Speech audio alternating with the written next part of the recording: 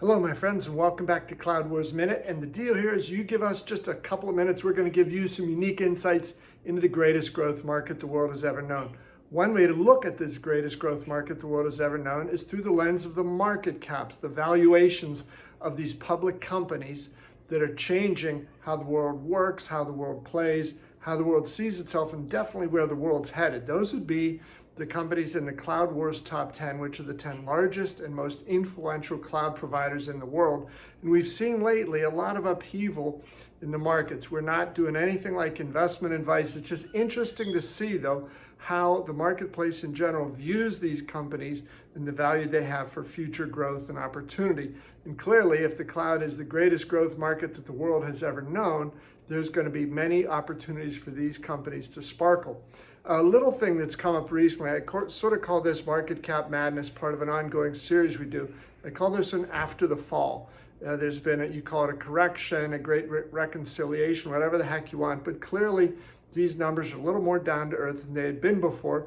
And one of the things that I noticed here, it's really been interesting over the last year, Oracle and Salesforce going back and forth as being the world's most highly valued enterprise applications company. Right now, Oracle's on top by a narrow margin. I think about 223 billion to 216 billion, but there's a couple of other things going on here as well.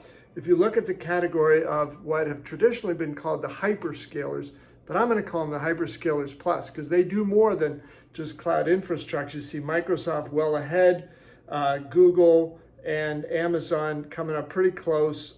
Microsoft, again, well above $2 trillion in market cap. Here are the three biggest application providers in the world. And again, Oracle ahead of Salesforce. That will likely switch over the next several weeks. It seems like whose ever earnings call is most recent leapfrog the other. SAP at 132. I think SAP, that valuation, I think, doesn't perceive the full power and potential the company has in the cloud. I think that will change over time. You've got a couple companies, I'm calling almost like the platform wars, ServiceNow and IBM, both going very aggressively the platform space from different directions. ServiceNow to knit together old, young, new, and in between, and IBM with its hybrid cloud promise. And then we've got a couple what I call high-flying strivers, Snowflake, who's really had the market cap roller coaster ride lately going up and down, and Workday, which just plugs along every quarter, 20% growth, highly satisfied customers, 61.3 billion. So cumulatively, these companies in the Cloud Wars top 10 have a market cap of a little over $6 trillion.